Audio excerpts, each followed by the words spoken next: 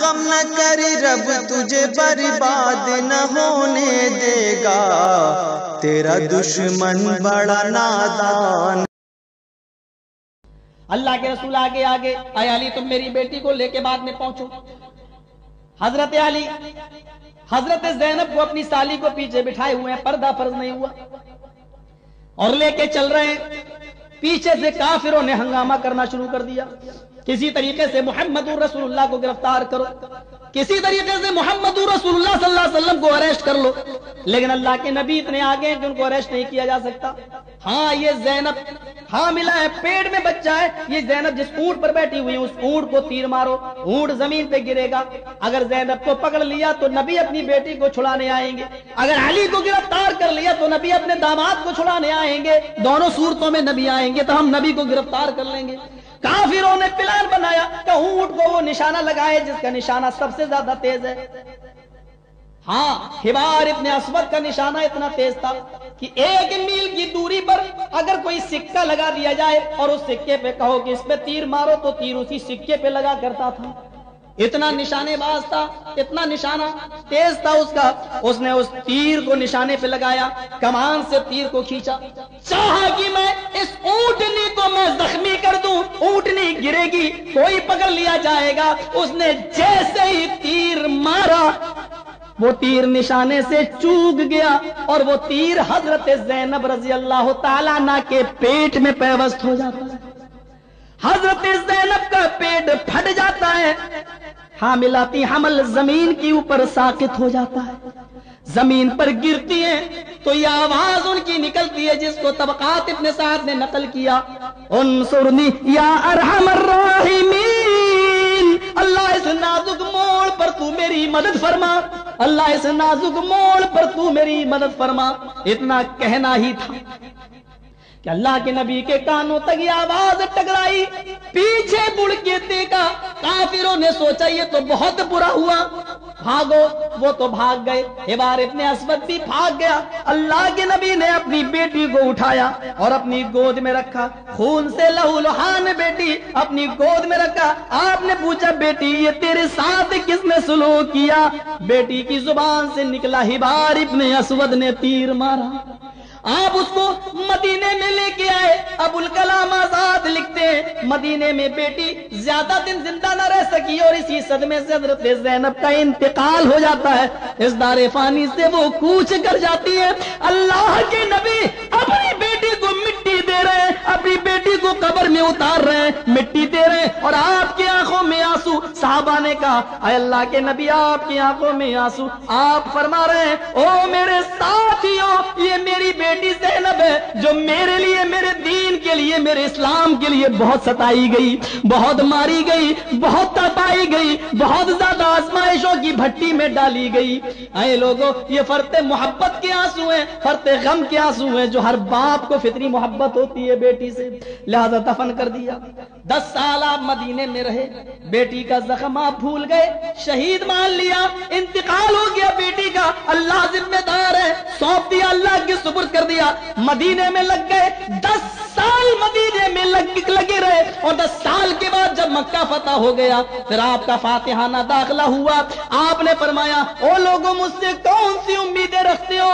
سارے کافروں نے کہا مجھے آپ سے اچھی امیدیں۔ صحابہ نے فرمایا نہیں، میرے باپ کو، میری ماں کو اور میرے صحابہ کو مارنے والوں سے آج مجھے انتقام لینا ہے۔ نبی کی زبان سے نکلا انما بعثت لأتمم مکارم الاخلاق، اے میرے ساتھیوں لیکن میں تو انتقام لینے کے لیے پیدا نہیں ہوا، میں تو انتقام لینے کے لیے مبعوث نہیں ہوا، اللہ نے مجھے رحمت للعالمین بنا کے بھیجا اور یہ میری رحمت کا تقاضا نہیں کہ میں ان سے انتقام لوں۔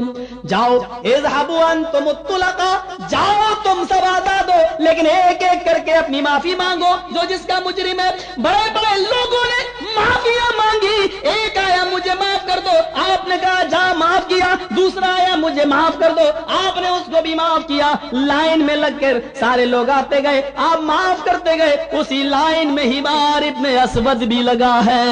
آج جیسی حبار ابن اسود نے ہاتھ جوڑے اے اللہ کے رسول میں بھی آپ کی بیٹی زینب کا قاتل ہوں, مجھے بھی معاف کر دیجئے. جیسے ہی نظر زینب پہ پڑی, محمد رسول اللہ کو 10 سال پرانی زینب کی تڑپتی ہوئی لاش یاد آ گئی. ہبار کے چہرے کو دیکھا, آنکھوں میں آنسو بھر آئے. کہنے لگے ہبار, میری 23 سالہ زندگی جو اب تک گزری ہے, اب تک جتنی تکلیفیں مجھے دی گئی, اگر وہ ترازو کے پلڑے میں رکھ دی جائے, اور اس دن کی تکلیف جس دن تو نے میری بیٹی کو میری آنکھوں کے سامنے قتل کر دیا, اگر اسے ایک دن کی تکلیف ایک طرف رکھ دی جائے اور ترازو اٹھائی جائے, تو 23 سال کی تکلیف میں ہلکی بیٹھیں گی ایک دن کی اس تکلیف کے مقابلے میں جو مجھے زینب کی تکلیف کی شہادت سے پہنچی ہے. اے ہبار, تو میری چوکھٹ پر عفو درگزری لے کر آیا ہے, معافی کی امید لے کر آیا ہے. اے ہبار, تو جانتا ہے کہ میں نے اپنی ذات اور خاندان کے لیے کبھی بدلہ نہ لیا. لڑائی لڑی ہے تو اسلام کے لیے لڑی ہے, انتقامی لڑائی لڑی ہے, لیکن اپنی ذات کے لیے اور اپنے خاندان کے لیے میں نے بدلہ نہ لیا. آج تو میری چوکھٹ پہ آیا ہے, اس لیے جا جا جا, میری بیٹی کے قاتل, میں نے تجھ کو بھی معاف کیا. یہ اسلام کو سے قریب کرنے کی میرے بھائیوں جو حکمت محمد رسول اللہ نے اپنائی وہ اپناؤ. آپ ہبار ابن اسود کو بھی معاف کر رہے ہیں کہ جا, میں نے تجھ کو بھی معاف کیا. جا, حدیث میں الفاظ 3 بار, اذهب اذهب اذهب, جا جا جا, میں نے تجھ کو بھی معاف کیا. او میری بیٹی کے قاتل, میں نے تجھ کو بھی معاف کیا. ہبار ابن اسود, ہائے ہائے, اپنی بیٹی کے قاتل کو ہم معاف کر سکتے ہیں, اپنے بیٹے کے قاتل کو ہم معاف کر سکتے ہیں. اسلام دیکھو کتنی مصیبتیں اور کتنی قربانیاں دینے کے بعد یہ اسلام ہم تک پہنچا ہے. ہاں, ہمیں تو فری میں مل گیا. ہم نے کون سی اپنی جانوں کی قربانی دی, کون سی مالوں کی قربانی دی. ارے اسلام کی قدر حضرت بلال سے پوچھو, ارے اسلام کی قدر حضرت سمیہ سے پوچھو, جس کی کو سرے عام برہنہ کر دیا گیا, ننگا کر دیا گیا, اور ابو جہل نے نیزہ ان کی شرمگاہ میں داخل کر دیا, اندام نہانی میں داخل کیا, اور وہ ہاتھ بندے اور چیخ رہی ہے, اور سرنی ارحم الراحمین, اللہ اس نازک موڑ پر تو میرے اسلام کو ثابت قدم رکھنا, کہیں اس کی تکلیفیں میرے ایمان کو میں اس کو متزلزل نہ کر دیں, کہیں میرے اسلام سے میرا منہ نہ پھیر دیں. اچھا ابھی بھی اے عمار, اے یاسر, اے میرے شوہر, اے میرے بیٹے, تم اپنی آنکھوں سے اپنی بیوی کا, اپنی ماں کا یہ منظر دیکھو. ایک عورت ہونے کے ناطے شاید یہ تکلیفیں مجھے کم دے رہا ہو, تم مرد ہو سکتا ہے تمہیں مجھ سے بھی زیادہ سخت سزا دی جائے, لیکن تم اپنے بیوی اور اپنی ماں کے نقش قدم پہ چلتے ہوئے شہید ہو جانا, اس باطل کے سامنے سر نہ جھکانا. جیسی پیر ایک اونٹ سے باندھا, دوسرا پیر دوسرے اونٹ سے باندھا. طبقات کے الفاظ ہیں, ایک پیر مشرق کی طرف اونٹ کیا اور دوسرا اونٹ مغرب کی طرف کیا, اور دونوں سے ایک ایک پیر باندھ دیا اور کوڑا لیا. اے سمیہ, اب جانتی ہے کہ ایک اونٹ پورب کی طرف بھاگے گا مشرق کی, اور ایک اونٹ مغرب کی طرف بھاگے گا, تیرا کیا ہوگا؟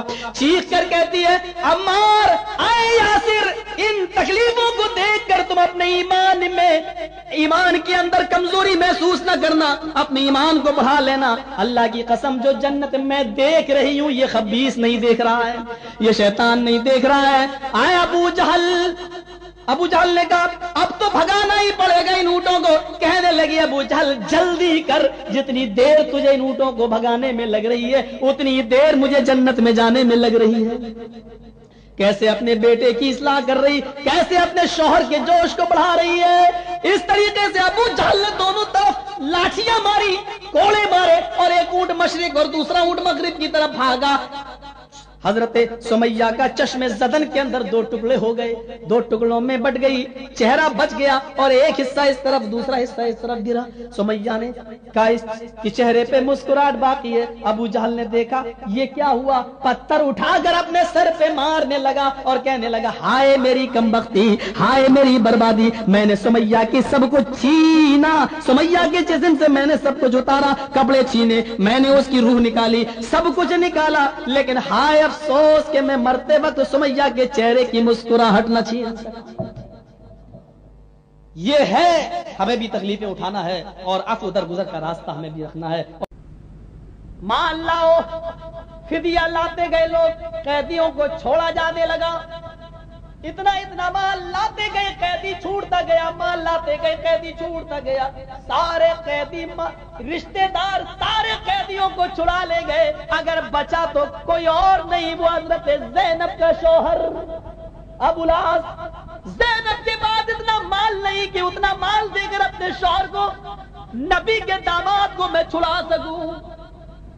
ایک ہار ملا تھا، وہ حضرت خدیجہ رضی اللہ تعالیٰ عنہ نے نکاح کے موقع پر، رخصتی کے موقع جب یہ ہار لے کر اللہ کے نبی کے پاس گیا، کہا یہ زینب نے ہار دیا ہے، یہ ہار اس کی ماں نے حضرت خدیجہ نے بوقت نکاح اس کو دیا تھا، اگر اس ہار کے بدلے میں زینب کے شوہر کو چھوڑ سکتے ہو تو چھوڑ دو، اس کے علاوہ کوئی دوسری چیز نہیں۔ نبی اکرم نے اس ہار کو اپنے ہاتھ میں لیا تو آج سے 25 سال پرانی حضرت خدیجہ کی وہ یاد تازہ ہو گئی، آپ کو 66 سال کی بڑھیا کی یاد تازہ ہو جاتی ہے جس موقع پر یہ ہار دیا تھا۔ اللہ کے نبی بھی اس موقع پر موجود تھے، اس ہار نے حضرت خدیجہ کی یاد دلا دی اور آپ مرغے بسمل کی طرح تڑپنے لگے، فوراً میٹنگ بلائی، صحابہ حاضر ہوئے، اے صحابیوں یہ ہار تو میں لے نہیں سکتا، اے مسلمانوں یہ میری بیوی نے میری بیٹی کو تحفے میں دیا تھا، یہ ہار تو میں لے نہیں سکتا، یہ میری بیوی کی نشانی ہے، اگر زینب کے شوہر ابو العاص کو بغیر فدیے کے چھوڑنا چاہو تو چھوڑ دو، میں تمہاری مرضی کے خلاف کوئی کام نہیں کروں گا۔ یہ وہ کہہ رہا ہے جو اللہ کے بعد سب سے بڑا درجہ رکھتا ہے، اللہ کے بعد سب سے بڑا مقام رکھتا ہے، لیکن اپنی مرضی سے وہ بھی اپنے داماد کو نہیں چھوڑ رہا ہے، وہ کہہ رہا ہے اے میرے ساتھیوں اگر تمہاری اجازت ہو تو چھوڑ دوں۔ صحابہ چیخ پڑے فداک ابی و امی یا رسول اللہ، میرے ماں باپ پر قربان، آپ جو چاہے کرے، میں آپ سے کچھ نہیں کہوں گا۔ آپ نے صحابہ سے اجازت لی، تب اپنے داماد کو چھوڑ دیا اور ابو العاص ابن ربیع کو چھوڑ دیا کہ اب تم جا سکتے ہو۔ میرے پیارے ساتھیوں، اس انسان کو کوئی اگر دہشت گرد کہے تو پھر مسلمان کیسے برداشت کر لے، اور مسلمان کیسے بیچارہ اتنے بڑے الزام کو سہ لے۔ مسلمان اپنی جان تو دے سکتا ہے لیکن محمد رسول اللہ کے اوپر کوئی الزام لگے اس کو برداشت نہیں کر سکتا۔